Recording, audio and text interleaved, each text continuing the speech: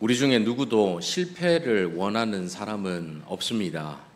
실패를 두려워하지 않고 도전을 잘 하는 사람이라 하더라도 성공할 가능성을 보거나 아니면 성공을 꿈꾸며 도전을 하지 실패할 것을 알면서 도전하는 사람들 많지 않지요. 그런데 하나님은 종종 택하신 선지자들을 보내시면서 실패할 길을 걷게 하십니다. 그 대표적인 인물이 바로 예레미야입니다. 오죽했으면 예레미야의 별명이 눈물의 선지자이겠습니까? 그는 하나님의 부르심 앞에서 스스로를 어린 아이라 고백을 하면서 오직 하나님만을 붙들고 선지자, 예언자의 길을 걷기 시작했습니다. 그렇게 하나님의 말씀을 전하고 아무나 볼 수 없는 앞날을 내다보면서 예언을 하면 사람들이 듣고 하나님께로 돌아오거나 아니면 뭔가 변화를 보여야 하는 것 아닙니까? 하지만 그의 삶과 사역은 조금도 순탄하지 않았고 눈에 보이는 사역의 열매는 전혀 없었습니다. 엘리야나 엘리사와 같이 놀라운 기적 같은 것도 그의 생애에서 찾아볼 수가 없었고요. 오히려 듣기 싫은 심판의 메시지만 계속 전해야 하니까 그는 사람들의 미움과 원망, 온갖 조롱과 핍박에 시달리면서 때리면 맞고 감옥에 가두면 갇히며 살았습니다. 애굽으로 내려가면 망하게 될 것이다. 본인이 예언하면서도 무리에게 이끌려 억지로 원치 않는 애굽까지 끌려 내려가게 되지요. 누가 봐도 눈에 보이는 그의 인생은 실패한 인생이고 그의 사역은 실패한 사역처럼 보입니다. 그렇게 그는 그의 전 생애를 걸쳐서 거절당하고 고난당하면서 그의 삶으로 하나님의 뜻과 말씀을 전했습니다. 심지어 그는 하나님께서 결혼도 자식도 허락하지 않으셨기 때문에 자기 편이라고는 거의 없는 외롭고 쓸쓸한 선지자의 길을 걸었지요. 하지만 신실한 그리스도인들 중에서 그에 대해서 실패한 선지자다라고 생각하는 사람들은 많지 않을 것입니다. 오히려 우리는 그 모든 환난 속에서도 끝까지 묵묵하게 자신의 사명을 다한 이 위대한 선지자, 그를 위대한 선지자로 기억을 하지요. 오늘은 이 예레미야라는 한 선지자의 모습을 조금 더 자세히 살펴보면서 함께 은혜를 나누고자 합니다. 예레미야라는 한 인물에 대해서 깊이 이해하기 위해서는 먼저 그가 사역했던 시대의 역사적인 배경을 알아야 합니다. 기원전 722년 아수르에 의해서 북이스라엘 왕국이 멸망하고 말지요. 그 시대에 남유다 왕국을 다스리던 왕은 히스기야 왕이었습니다. 아수르가 18만 5천 명 넘는 대군을 이끌고 남유다까지 쳐들어왔지만 히스기야의 회개 기도를 들으신 하나님께서 그 멸망을 유보시켜 주시지요. 그런데 그의 뒤를 이어 왕이 된 므낫세라는 왕은 남유다 왕국을 다스리던 왕들 중에 대표적으로 악한 왕으로 꼽힙니다. 그는 하나님의 선지자를 잔인하게 죽이고 온 백성이 우상 숭배에 빠지도록 만들지요. 그렇게 남유다도 타락의 길을 걷게 되고 그 타락은 므낫세의 뒤를 이은 아몬 왕까지 이어집니다. 열왕기하 21장 20절 이하를 한번 보십시오. 아몬이 그의 아버지 므낫세의 행함같이 여호와 보시기에 악을 행하되 그의 아버지가 행한 모든 길로 행하여 그의 아버지가 섬기던 우상을 섬겨 그것들에게 경배하고 그의 조상들의 하나님 여호와를 버리고 그 길로 행하지 아니하더니 그의 신복들이 그에게 반역하여 왕을 궁중에서 죽이매 그 국민이 아몬 왕을 반역한 사람들을 다 죽이고 그의 아들 요시야를 대신하게 하여 왕을 삼았더라. 므낫세 이후에 아몬이 왕이 되었는데 반역으로 인해서 빨리 죽고 맙니다. 그리고 그의 아들 요시야가 왕위에 오르는데 그 아들 요시야의 나이가 8살 때, 8살 어린 나이에 왕이 되어서 31년간을 다스리게 되지요. 요시아는 자신의 할아버지 므낫세나 아버지 아몬과는 다르게 여호와 보시기에 정직하게 행하고 다윗의 길을 따랐던 왕입니다. 성경은 그에 대해서 그렇게 평가를 하지요. 아마도 어릴 때 왕이 되었기 때문에 그 주변의 신실한 사람들이 그를 믿음 안에서 자라도록 영향을 끼친 것 아닌가라고 추측을 할 수가 있습니다. 요시아가 왕이 된 지 18년 되는 해에 성전을 보수하다가 우연히 율법책을 발견하게 됩니다. 그리고 그 책을 읽은 요시아가 옷을 찢으며 회개하게 되죠. 여러분, 이게 이해가 되십니까? 율법책, 곧 성경을 성전 공사하다가 우연히 발견했다라는 것은 그동안 성경을 읽을 수도 찾을 수도 없었다라는 것 아니겠습니까? 아마도 악한 왕 므낫세가 우상 숭배에 빠져서 하나님의 율법책을 모두 없애버렸을 거고, 그 와중에 누군가가 성전 깊숙이 이 율법책을 숨겨두었을 것이다, 이렇게 추정을 할 수가 있는 것이죠. 이런 상황만 보더라도 지금 남유다 왕국이 얼마나 하나님으로부터 멀어져 있었는가 하는 것을 알 수가 있는 것입니다. 하나님의 말씀 앞에 회개하고 돌아온 요시아는 그때부터 종교개혁을 일으킵니다. 열왕기하 23장 2절 3절 함께 읽어보시겠습니다. 시작. 이에 왕이 여호와의 성전에 올라가매 유다 모든 사람과 예루살렘 주민과 제사장들과 선지자들과 모든 백성이 노소를 막론하고 다 왕과 함께 한지라. 왕이 여호와의 성전 안에서 발견한 언약책의 모든 말씀을 읽어 무리의 귀에 들리고, 왕이 단 위에 서서 여호와 앞에서 언약을 세우되 마음을 다하고 뜻을 다하여 여호와께 순종하고 그의 계명과 법도와 율례를 지켜 이 책에 기록된 이 언약의 말씀을 이루게 하리라 하며 백성이 다 그 언약을 따르기로 하니라. 개혁은 이렇게 말씀으로 시작합니다. 하나님의 말씀에 사람을 변화시키고 하나님께로 돌이키게 만드는 힘이 담겨 있기 때문이죠. 하나님의 말씀이 온전히 선포될 때에 그 말씀이 우리의 심령 골수까지 찔러 쪼개어서 우리의 가지고 있던 모든 그동안의 가치관들, 생각들을 다 깨부수고 하나님 뜻에 따라 살고자 하는 마음으로 바꿔주는 것입니다. 오늘 저와 여러분의 삶이 거룩하게 변화되고 우리 교회가 거룩한 교회로 개혁되길 원한다면 선포되는 말씀에 귀를 기울이고 기록된 말씀을 더욱 열심히 배우고 사랑해야 하는 것이죠. 성경을 배우고 사랑하는 교회, 성경을 배우고 사랑하는 교회가 되어야 우리 교회가 더욱 거룩한 개혁된 교회가 될 수가 있는 것입니다. 요시아는 그렇게 종교개혁을 감행해서 이방 제사를 없애고 유월절을 다시 회복시킵니다. 열왕기하 23장 21절에서 23절 보십시오. 왕이 뭇 백성에게 명령하여 이르되 이 언약책에 기록된 대로 너희의 하나님 여호와를 위하여 유월절을 지키라 하며, 사사가 이스라엘을 다스리던 시대부터 이스라엘 여러 왕의 시대와 유다 여러 왕의 시대에 이렇게 유월절을 지킨 일이 없었더니 사사 시대부터 지금 오랜 시간 동안 이 유월절을 지킨 적이 없었던 거예요. 요시야 왕 18째 해에 예루살렘에서 여호와 앞에 이 유월절을 지켰더라. 하나님께서 애굽에서 그들을 구원해 주신 것을 기념해서 그것을 기억해서 잊지 않으려고 지켜야 되는 유월절 절기를 오랜 기간 동안 제대로 지키지 않았던 겁니다. 자신들을 구원해 주시는 신이 누구신지 이스라엘 백성들 생각하지 않았어요. 자신들에게 실제적인 도움을 주시는 분이 누구신지를 잊어버리며 살았던 것입니다. 남유다 왕국이 지금 얼마나 하나님으로부터 멀어져 있고 타락했는지 알 수가 있는 것이죠. 하지만 안타깝게도 이 개혁은 그렇게 오래 지속되지 못합니다. 요시아의 갑작스러운 죽음으로 개혁은 결국 실패로 돌아가게 된 것이죠.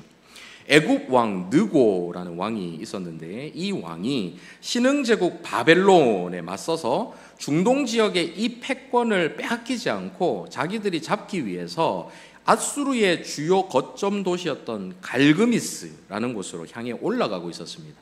지금 아수르는 점점 힘이 빠져가고 있었고 신흥제국 바벨론이 그 아수르를 침략하기 위해서 그 거점 도시인 갈그미스로 향하고 있었죠. 그러니까 애굽이 만약에 바벨론이 더 커지면은 애굽이 자기들이 이 지역을 이 세력을 얻지 못한다 생각했기 때문에 애굽이 함께 올라가서 바벨론을 대항하기 위해서 올라가는 그런 길이었습니다. 그런데 남유다 입장에서, 요시야 입장에서는 지금 북이스라엘을 멸망시킨 아수르가 점점 쇠퇴하고 있는데, 만약에 애굽이 도와줘서 이 아수르가 힘을 얻는다면, 다시 일어난다면 자기들을 괴롭힐 게 뻔하니까 정무적인 판단을 가지고 이 애굽이 올라가지 못하도록 가로막고 있는 거예요. 무기또라는 지점에서 이 애굽 왕 느고의 앞을 가로막고 그들이 올라가지 못하게 만드는 것입니다. 요시야 입장에서, 남유다 입장에서 인간적으로 충분히 가질 수 있는 생각이지요. 하지만 하나님께 여쭙지 않고 자신의 지혜대로, 자신의 생각대로 했던 이 무모한 행동이 결국 그를 죽음까지 이르게 한 것입니다. 이 이야기가 역대하 35장에 좀 자세하게 기록이 되어 있는데요, 애굽 왕 느고가 올라가면서 하나님께서 지금 이 전쟁을 하게 하신 것이다, 나를 보내신 것이다, 그러니까 너는 내 앞을 가로막지 마라, 나는 너와 싸울 생각이 없다, 이러면서 하나님의 명령이다 하면서 이야기를 하는데, 요시야 입장에서는 아니 이방 왕, 이 애굽 왕이 어떻게 하나님의 명령을 받을 수 있을까 하면서 그 말을 아마 믿지 않았을 거예요. 그러니까 끝까지 그에게 대항을 합니다. 그러다가 결국에는 죽임을 당하고 말죠. 그가 그렇게 무모하게 자신의 뜻대로 행동함을 통해서 결국 이 개혁될 수 있는 이 중요한 기회를 결국 놓치게 되는 것입니다. 참고로 이후 일어나는 이 갈그미스 전투는 아수르가 멸망하고 바벨론이 번성하게 되는, 그래서 대제국을 이루게 되는 세계의 역사에 아주 중요하고 유명한 전투가 되지요. 이 애굽 역시 이 전투 이후에는 다시는 이 팔레스타인 지역을 넘보지 못하는 약소 국가로 전락하게 됩니다. 이처럼 성경의 역사가 곧 세계의 역사인 것입니다. 요시야의 죽음으로 남유다는 급격하게 쇠락의 길을 걷게 됩니다. 이후 왕들인 여호아스, 요야김, 요야긴, 시드기야까지 몰락의 몰락을 계속 거듭하지요.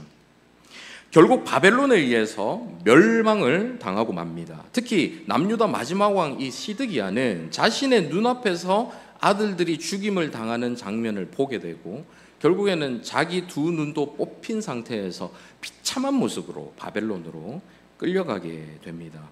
이런 경랑의 시기, 수십 년 사이에 나라 전체의 운명이 완전히 뒤바뀌게 되는 격변의 시기에 활동했던 선지자가 누구일까요? 바로 예레미야인 것입니다. 예레미야 1장 1절에서 3절 같이 한번 읽어보시겠습니다. 시작. 베냐민 땅 아나돗의 제사장들 중 필기야의 아들 예레미야의 말이라. 아몬의 아들 유다 왕 요시야가 다스린 지 33년에 여호와의 말씀이 예레미야에게 임하였고, 요시야의 아들 유다의 왕 여호와김 시대부터 요시야의 아들 유다의 왕 시드기야의 11년 말까지 곧 5월에 예루살렘이 잡서를 폐거하기까지 임하니라. 이 예레미야의 신상에 대해서 나오고, 또 그가 했던 사역 시기, 그 시대가 어떤 시대인가 이런 것들에 대해서도 설명이 나오고 있죠. 예레미야가 누구라고 나옵니까? 제사장의 아들, hil기야의 아들이다 이렇게 나오죠.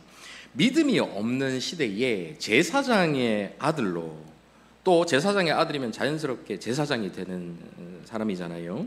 또 제사장이 될 이 운명으로 나고 자라는 일은 누구나 또는 모두가 바라는 일은 아닐 것입니다. 이 부분은 뒤에 가서 다시 한번 다루도록 하겠습니다. 처음 예레미야가 부르심을 받을 때까지만 해도 사실 나라의 역사가 이렇게 갑자기 이렇게 심각하게 몰락하게 될 줄 아무도 몰랐습니다. 요시야 13년 때라면은 요시야 왕이 몇 살 때 즉위했다고 말씀드렸죠? 8살 때 즉위를 했죠. 그러면 그가 왕에 즉위한 지 13년 됐으면 지금 몇 살입니까? 21살이지요. 한창 혈기왕성하고 자신감 넘치고 열정 넘치는 그런 때 아니겠습니까? 그가 지금 왕으로 다스리고 있는, 예레미야가 하나님께 부르심을 받았던 때가 요시야 왕이 한참 열정적인 때예요. 그럴 때 더군다나 이 시기에는 쇠퇴기를 걷던 아수르와 이 바벨론이 서로 다투면서 이 남유다에게 아무도 신경을 못 쓰던 그런 때였습니다. 외부에서 침략이 일어나지 않으니까 이 나라가 점점 그 세력을 키울 수가 있었던 거예요. 조금씩 땅도 넓혀가고 세력을 키우고, 앞서 말씀드린 것처럼 거기에다가 종교개혁까지 막 일어나니까 사람들이 기대를 가지기 시작하는 것입니다. 이 요시야 왕이야말로 우리가 예전에 다윗과 솔로몬 시대에 누렸던 그 영광을 우리에게 재현해 줄 왕이구나, 메시아 같은 왕이구나 하는 기대를 막 가졌던 거예요. 그렇게 들떠서 막 기대를 가지고 있는 그때에 수많은 자칭 선지자, 거짓 선지자들이 나타나서 이제 하나님의 복과 평강과 안식이 여러분에게 주어질 것입니다, 거짓 예언을 했고, 그런 희망과 긍정의 메시지에 온 국민이 부흥을 기대하며 열광했던 그런 시기였던 것입니다. 이러한 때에 예레미야를 부르신 하나님께서 전하라 하고 명하신 메시지는 심판과 멸망의 메시지였죠. 말하자면 그 시대 분위기에 완전히 찬물을 끼얹는 어둡고 비극적인 메시지였던 것입니다. 적절한 비유가 될지 모르겠지만 여러분, 2002년 우리나라가 월드컵 4강에 올랐을 때 다들 기억하시지요? 나라 전체가 완전히 난리가 났었습니다. 월드컵에서 1승이 아니라 선제골 한 번이라도 좀 넣어봤으면 좋겠다, 막 그렇게 생각했던 최약체였던 우리나라가 모두의 예상을 깨고 4강까지 올라갔지 않습니까? 그렇게 4강까지 올라가니까 사람들이 어떤 기대를 하기 시작합니까? 이러다가 우리 월드컵 우승하는 거 아니야? 막 그런 기대들 다 가지셨을 거예요. 여러분도 그런 기대 가지셨죠? 저는 그랬거든요. 이러다가 정말 일 되는 거 아니야? 우승하는 거 아니야? 독일과의 4강전을 앞두고 대부분의 사람들이 빨간 옷을 입고 거리로 뛰어나와서 대한민국 외치면서 마치 우승이라도 할 것처럼, 독일쯤이야 우리가 잘 이길 수 있을 거야, 막 그런 생각에 빠져서 막 기대감에 있었습니다. 그렇게 환호하던 그때 여러분 한번 상상해 보십시오. 김송 목사가 거리에 나가가지고 외칩니다. 여러분, 저는 하나님의 말씀을 전하는 목사인데요, 여러분 4강전에서 우리나라는 반드시 지게 되어 있습니다. 그러니 여러분 기대하지 마십시오. 제가 만약에 그런 메시지를 막 던진다고 생각해 보십시오. 그 분위기에서 그 사람들이 어떻게 하겠습니까? 재수없게 그런 소리를 하고 있어 하면서 막 욕설이 난무하지 않겠습니까? 그렇게 하다가 결과적으로 독일한테 우리가 지잖아요. 4강전에서 집니다. 그래서 막 잔뜩 기대하던 사람들이 다 실망하고 아쉬워하는 그 상황에 또 나가가지고 이야기를 합니다. 여러분, 제가 뭐라고 했습니까? 진다고 하지 않았습니까? 좀 이따가 하는 3, 4위전에서도 우리나라 터키에서 질 겁니다. 이러면 어떤 일이 일어나겠습니까? 당신 때문에 부정 타서 진 거 아니냐고 막 사람들이 욕설이 아니라 막 구타가 난무하지 않겠습니까? 내용은 완전히 다르지만 분위기는 이런 분위기일 거예요. 지금 남유다 사람들은 자신들의 부흥을 꿈꿉니다. 잠시 멈춰있는 그 강대국들의 괴롭힘에서 조금 벗어나고 나니까 마치 자신들의 힘으로 이 강대국을 넘어설 수 있을 것처럼, 옛날의 희망을 다시 되살릴 수 있을 것처럼 기대감에 부풀어 있는 거예요. 그런 상황 속에서 예레미야가 가서 하나님의 심판의 메시지를 던지니 얼마나 찬물을 끼얹는 그런 메시지가 되고, 사람들이 얼마나 예레미야를 싫어하고 미워하고 증오하겠습니까? 그러니까 실제로 사람들이 뺨을 때리고 매를 때리고 감옥에 가두고 이 예레미야를 온갖 고난들을 다 겪게 되는 것입니다. 예레미야 사역이 얼마나 힘들었을지 여러분 짐작이 가십니까? 그러니 하나님의 부르심 앞에 예레미야의 반응이 시큰둥할 수밖에 없습니다. 먼저 본문 4절 5절 한번 보십시오. 여호와의 말씀이 내게 임하니라. 이르시되 내가 너를 모태에 짓기 전에 너를 알았고 내가 배에서 나오기 전에 너를 성별하였고 너를 여러 나라의 선지자로 세우노라 하시기로. 사실 이 얼마나 놀랍고 감격스러운 말입니까? 천지를 창조하신 전능하신 하나님께서 모태에서 짓기도 전에, 배에서 나오기도 전에 너를 알았고 거룩하게 구별했다. 내가 너를 선지자로 세웠다. 그것도 한 나라의 선지자도 아니고 여러 나라의 선지자로 세웠다 말씀하시는 이 말씀을 들을 때 얼마나 가슴 벅찬 그런 말씀입니까? 여러분께 만약에 하나님께서 이런 말씀을 전하신다면 여러분 어떤 생각이 드시겠습니까? 만약에 영적으로 충만하고 마음이 뜨거운 사람이라면, 그것도 아니면 이 선지자가 얼마나 힘든 길인지, 얼마나 험난한 길인지 전혀 잘 모르는 그런 사람이라면 하나님의 이 말씀을 듣고 아이고 감사합니다 하나님, 어떻게 나 같은 걸 써주신다고 너무나도 감사합니다, 이렇게 할 수가 있겠지요. 그런데 예레미야는 앞서 누구의 아들이라고 했습니까? 제사장의 아들이라고 말씀드렸죠. 믿음이 없는 시대에 제사장으로 살아가는 거 쉽지 않다라는 것을 아버지를 통해서 봤을 거예요. 사람들이 제사도 그냥 형식적으로 드리고 별로 하나님에 대해서 관심도 없고, 그런 때에 제사장 사역을 감당하는 것이 힘들다는 것을 예레미야는 어릴 때부터 분명 보았을 것입니다. 더군다나 그는 앞선 하나님의 선지자들, 이사야 시대가 불과 한 5, 60년 상간이거든요. 그러니까 이사야가 어떤 사역을 했고 어떻게 살다가 어떻게 비참하게 죽었는지 이런 것들을 다 들어 알았을 거예요. 선지자로 살아간다는 것이 얼마나 험난한 인생인지를 예레미야는 분명히 알고 있었을 것입니다. 그러니 이 말씀에 어떻게 반응을 하고 있습니까? 6절 같이 한번 읽어보시겠습니다. 시작. 내가 이르되 슬프도소이다. 주 여호와여 보소서. 나는 아이라 말할 줄을 알지 못하나이다 하니. 여기서 슬프도소이다 라고 번역된 단어 아하라는 단어는 탄식 소리를 표현하는 의성어입니다. 어떤 뜻이 담겨있는 단어라기보다는 의성어, 소리를 표현한 의성어이지요. 요즘 우리말로 정확하게 번역하면 전문 용어인데요, 헐 이렇게 번역을 할 수가 있습니다. 이 당시 예레미야의 나이가 10대, 많아봐야 21살, 20대 초반 이렇게 학자들은 보거든요. 이 어린 나이 10대 또는 20대 초반의 이 예레미야가 정말 말 그대로 하나님께서 네가 선지자가 될 거야, 내가 너를 알았고 너를 보낼 거야 했을 때 정말 말 그대로 헐 이렇게 반응을 한 거예요. 그거를 이제 성경에 쓰다 보니까 슬프도소이다 이렇게 표현한 것뿐인 것이죠. 뒤에 나오는 보소서라고 번역된 단어도 보통 보라라고 번역하는 감탄사입니다. 여기에 더해서 그는 주 여호와여 라고 주님을 부릅니다. 주나 여호와나 한 번만 호칭을 써도 되는데 두 호칭을 같이 이어서 주 여호와여 이렇게 겹쳐서 부르면서 지금 자신이 얼마나 다급한 마음을 가지고 있는지를 표현하고 있는 것이죠. 글로 이 부분을 우리는 읽으니까 음성 지원이 안 되는데 이 부분을 오늘날 어법으로 직역해서 음성 지원까지 해드린다면 하나님께서 예레미야야 내가 너를 선지자로 보낼 것이다 가라 했을 때에 헐 아니 잠깐만요 하나님 이렇게 표현할 수가 있는 것이죠. 네. 예레미야의 지금 반응이 바로 이런 것입니다. 이걸 글로 이렇게 지금 표현한 것입니다. 당황하고 당혹해 하면서 그는 자신이 아이라서, 어린 아이라서 말할 줄을 알지 못한다 이렇게 말하고 있습니다. 단순히 겸손의 표현이 아니라 정말 자신은 못하겠다라는 거예요. 자신이 없다라는 거예요. 자신에게 그런 능력이 없다라는 거예요. 하기 싫다라는 말을 하고 있는 것입니다. 그런 그에게 하나님께서 뭐라고 말씀하십니까? 7절 8절 같이 한번 읽어보시겠습니다. 시작.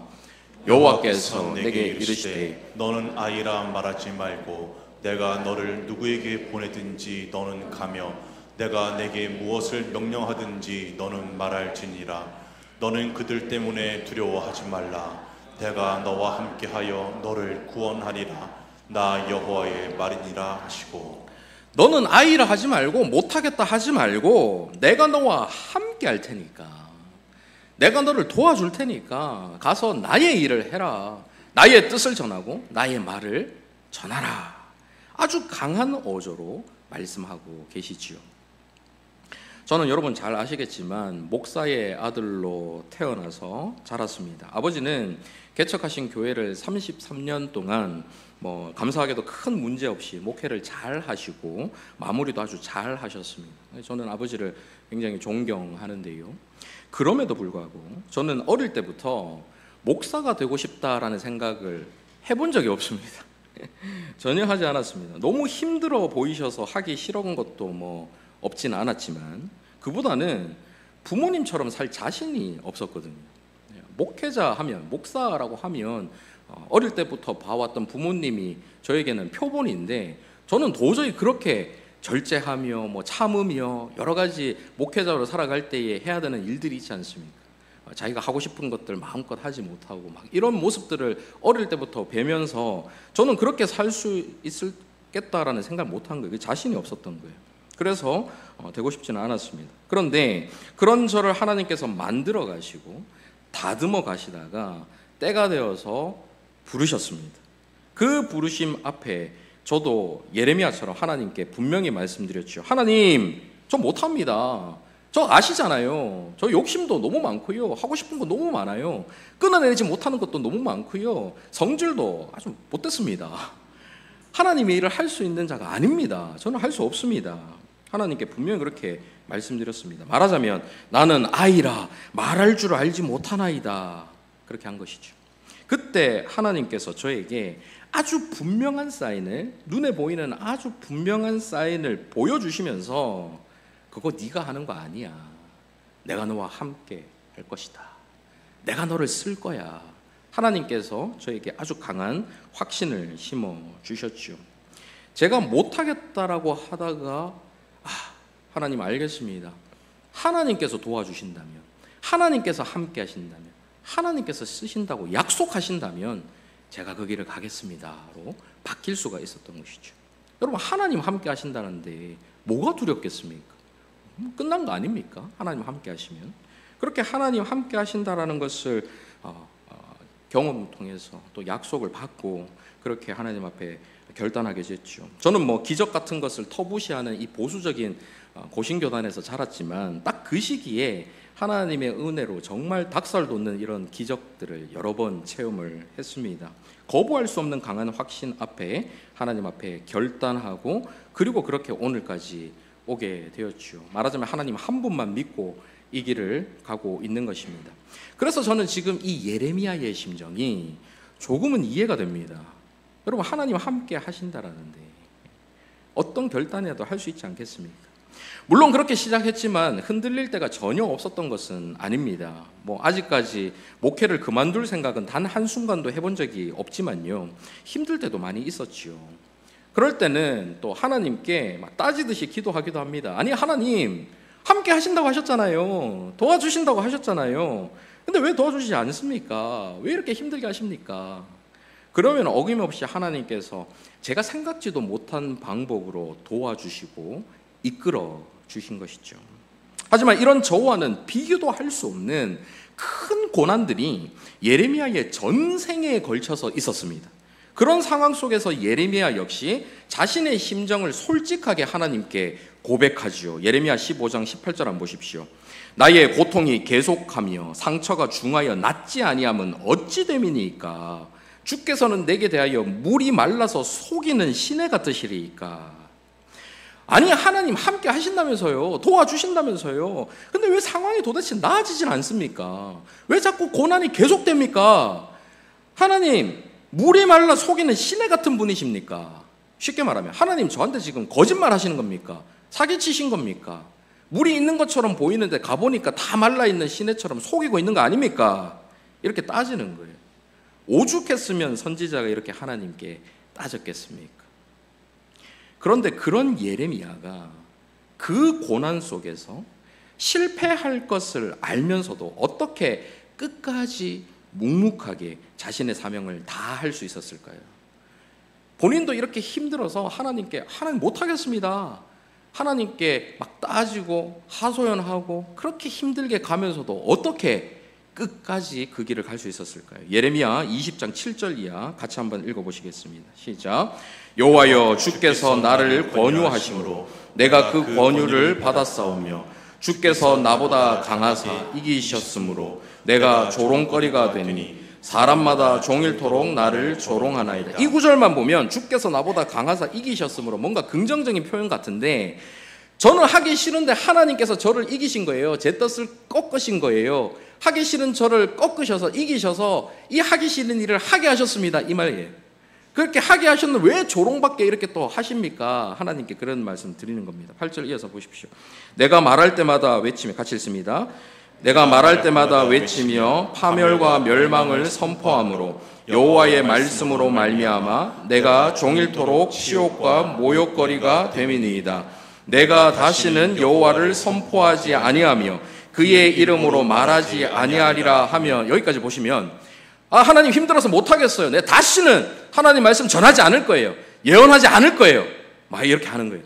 그렇게 말씀드리고 안 하려고 하면 그 다음에 어떤 일이 일어납니까? 같이 읽습니다. 시작. 나의 마음이 불붙는 것 같아서 골수에 사무치니 답답하여 견딜 수 없나이다. 내가 다시는 여호와를 선포하지 않으면 그의 이름으로 말하지 아니하리라. 다 때려치겠습니다 하는데 그 뒤에 나의 마음이 그렇게 말하고 나면 불 붙는 것 같아서 멈출 수가 없다는 거예요. 말하지 않고는 견딜 수가 없다는 거예요. 그가 왜 이렇게 마음이 불타오를 수 있었을까요? 예레미야 14장 17절 한번 보십시오. 하나님께서 전하시는 하나님의 말씀입니다. 너는 이 말로 그들에게 이르라. 내 눈이 밤낮으로 그치지 아니하고 눈물을 흘리리니 이는 처녀딸 내 백성이 큰 파멸 중한 상처로 말미암아 망함이라. 유다 백성이 파멸당하고 중한 상처를 입고 망하는 것은 그들의 죄로 인한 결과입니다. 하나님은 그 죄를 너무나도 싫어하세요.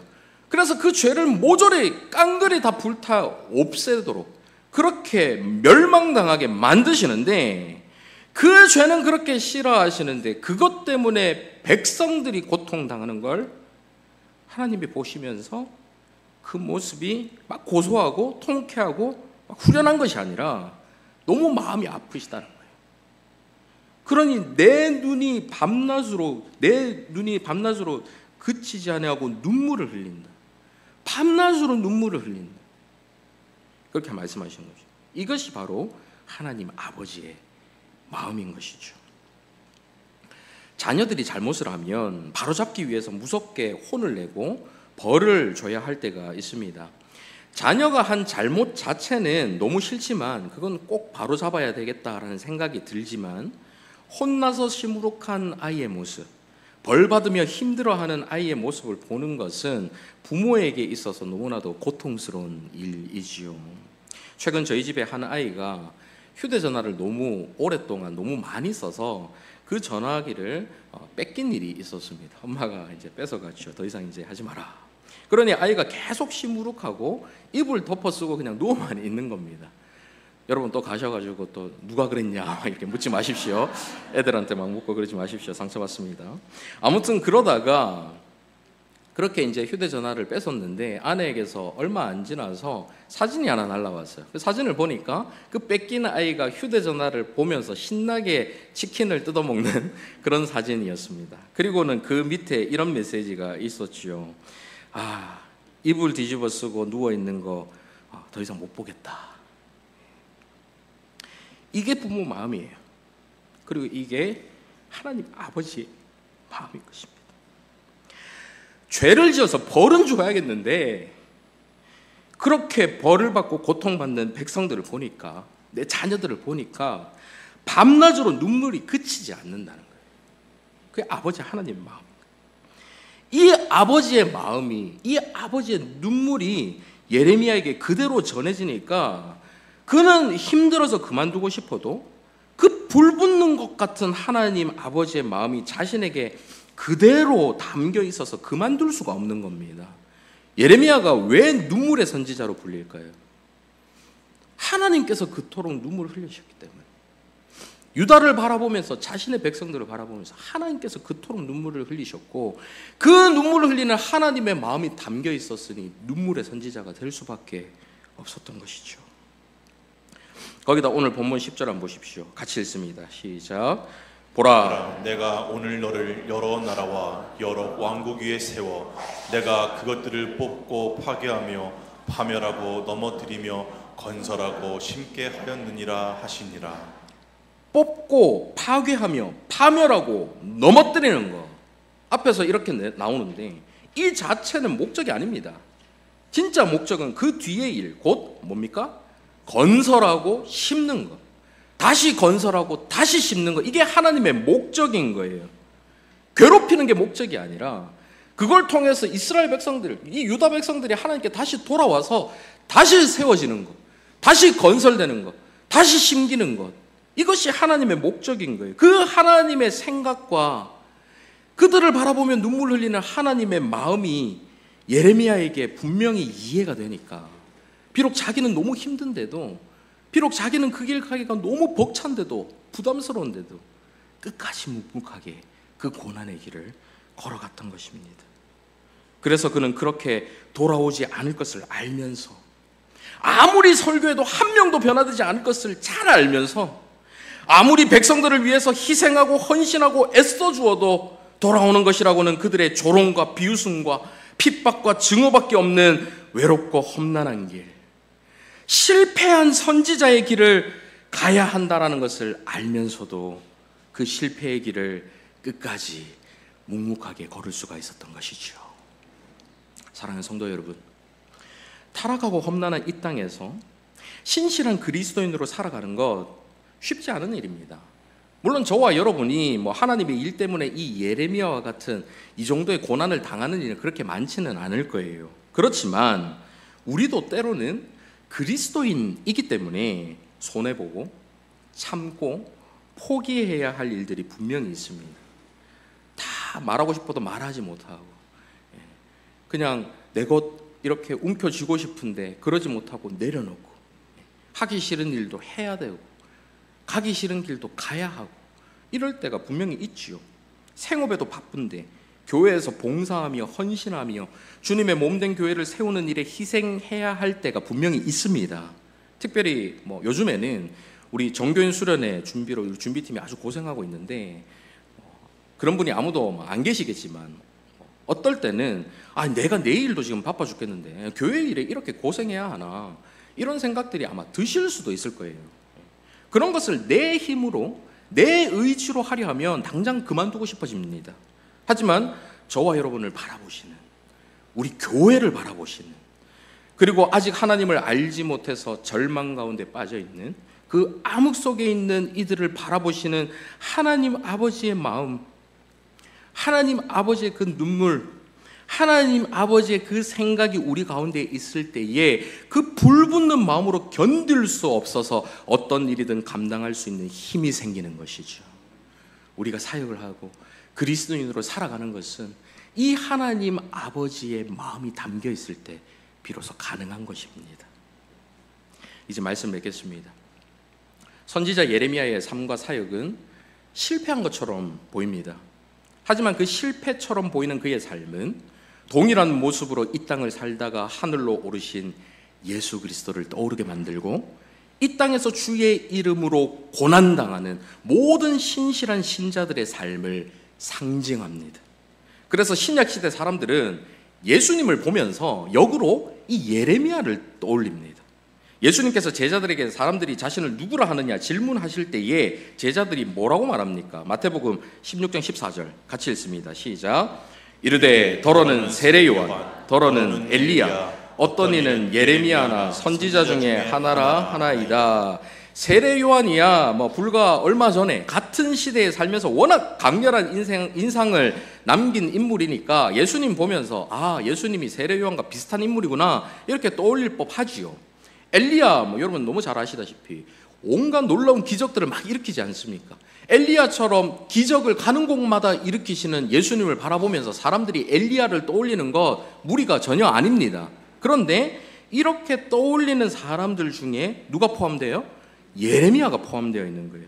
물론 그 시대 사람들은 예수님이 예레미야처럼 하나님의 심판과 징계의 메시지를 전하는 모습만 보고 그를 떠올렸겠지만, 실제로 예레미야는 예수 그리스도의 고난의 삶과 사역을 미리 가리키는, 예표하는 인물이기 때문에 이 예레미야와 예수님을 비슷하게 보는 것은 전혀 어색한 것이 아닌 것입니다. 십자가를 앞두고 우리 주님은 아버지여 이 잔을 내게서 옮기시옵소서 고백하시지만 그걸로 끝내지 않으시고, 그러나 내 원대로 마시옵고 아버지의 원대로 되기를 원하나이다 기도하셨습니다. 하나님 아버지의 마음, 그 마음을 품고 그 아버지의 뜻을 온전히 이루어드리기 위해서 우리 주님은 끝까지 골고다로 십자가의 길로 끝까지 묵묵하게 자신의 길을 걸으신 것입니다. 그 주님의 삶과 사역이 실패한 것이 아니잖아요. 누가 그 삶을 실패로 봅니까? 그것이 실패한 것이 아닌 것처럼 예레미야 역시 비록 인간적으로는 실패한 것처럼 보이지만 우리 주님과 같이 하나님의 뜻을 온전히 이루어드린 신실한 하나님의 선지자였던 것입니다. 저와 여러분의 삶과 사역 가운데 비록 당장은 눈앞에 선한 열매가 보이지 않는다 하더라도, 힘들게 만드는 어려움과 고난이 우리 앞에 있다 할지라도, 실패의 길을 걷는 것처럼 보인다 할지라도 하나님 아버지 마음을 품고 끝까지 묵묵히 그 사명을 다하는 삶이 되시기를 간절히 바랍니다. 아멘. 말씀을 생각하면 함께 찬양했으면 좋겠는데요. 원하고 바라고 기도합니다. 찬양하시겠습니다.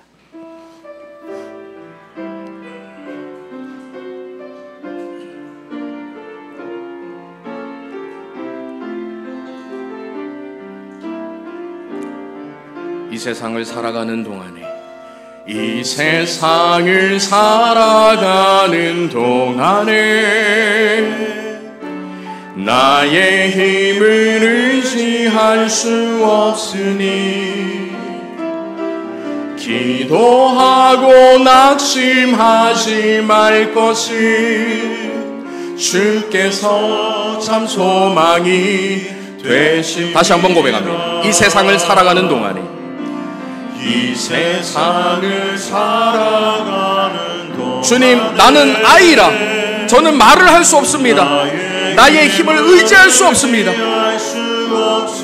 그럴 때 우리는 어떻게 합니까? 기도하고 낙심하지 말 것을. 내가 너와 함께 하겠다. 주께서 참 소망이 되시니 하나님의 꿈이 나의 비전이 되고 예수님의 성품이 나의 인격이 되고 성령님의 권능이 나의 능력이 되길 원하고 바라고 기도합니다. 주의 길을 걸어가는 동안에 주의 길을 걸어가는 험난한 세상 속에서 세상의 것 의지할 수 없으니 그 상황 속에서도 감사하고 낙심하지 말 것은 어떻게 그렇게 될 수 있어요?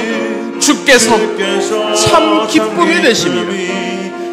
다시 한번 고백합니다. 주의 길을 걸어가는 동안에 주의 길을 걸어가는 동안에 세상의 것 의지할 수 없으니 감사하고 낙심하지 말 것을 주께서 참 기쁨이 나의 꿈, 나의 욕심이 아니라 하나님의 꿈이 나의 비전이 되고 예수님의 성품이 나의 인격이 되고 무력한 나의 능력 의지하지 않고 성령님의 권능이 나의 능력이 되길 원하고 바라고 기도합니다. 마지막으로 한 번 더 고백합니다. 하나님의 꿈이 나의 비전이 되고 예수님의 성품이 나의 인격이 되고 성령님의 권능이 나의 능력이 되길 원하고 바라고 기도합니다. 이 시간 말씀 생각하면 함께 기도했으면 좋겠는데요. 여러분, 실패를 원하는 사람은 아무도 없습니다. 누가 실패할 것을 알면서 그 길을 갑니까? 그걸 원하는 사람 아무도 없어요. 하지만 우리의 성공과 실패의 기준은 세상적 기준도 아니고 내가 생각하는 인간적인 기준도 아닙니다. 우리 인생에서 하나님의 뜻을 이룰 수 있다면, 하나님의 뜻을 이루어가며 살아간다면 누가 뭐라 하든 눈에 보이는 열매와 성과가 있든 없든 그 자체로 성공하는 인생이지요. 저와 여러분의 인생을 평가하는 기준이 바뀌기를 원합니다. 세상에서 아무리 잘 나가고 어떤 엄청난 업적을 남긴다 하더라도 하나님 없이 사는 사람은 그 모든 것이 허망할 뿐입니다. 불과 몇십 년만 지나도 그 사람의 이름조차 기억하는 사람이 거의 없어지기 때문이죠. 반대로 힘들고 어려운 순간마다 늘 나와 함께 하시는 하나님 의지하며 어떻게 해서든 주님의 뜻을 이루고자 몸부림치면서 하루하루 버티며 견디며 주님 뜻 안에서 살아가고자 하는 사람이 있다면 그 사람의 인생에 눈에 보이는 성과가 없고 인생의 화려한 열매가 없다 하더라도 그 사람의 삶은 하나님 앞에서 성공한 삶이 되는 것이죠. 이 시간 함께 기도하실 때 인생의 성공과 실패에 대한 기준이 달라지게 하여 주시옵소서. 나의 꿈, 나의 성공을 위해 사는 것이 아니라 하나님 아버지의 마음을 품고 영원한 하나님의 꿈, 하나님의 뜻을 성취하며 살아가는 저희 모두가 되게 하여 주시옵소서. 함께 말씀을 생각하며 기도하며 나가도록 하겠습니다. 살아계신 아버지 하나님, 아버지 하나님, 나의 꿈이 아니라, 나의 소망이 아니라, 나의 성공을 위해 사는 것이 아니라 하나님 아버지 마음의 아버지 하나님의 꿈을 품고 살아가기를 원합니다.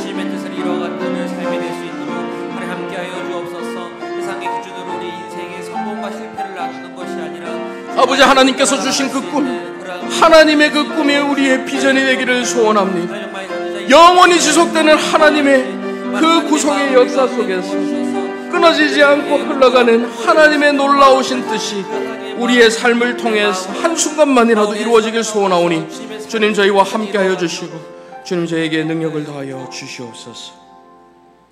거룩하신 아버지 하나님, 영원 전부터 변함없이 흐르는 하나님의 구속의 역사 가운데 한순간에 우리의 삶이 그 역사의 한 부분이라도,